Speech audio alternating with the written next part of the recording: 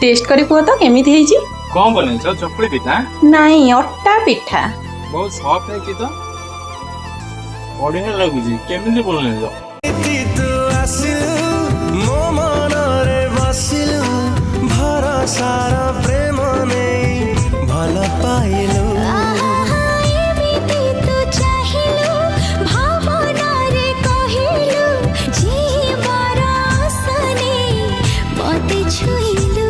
से छुआरे तो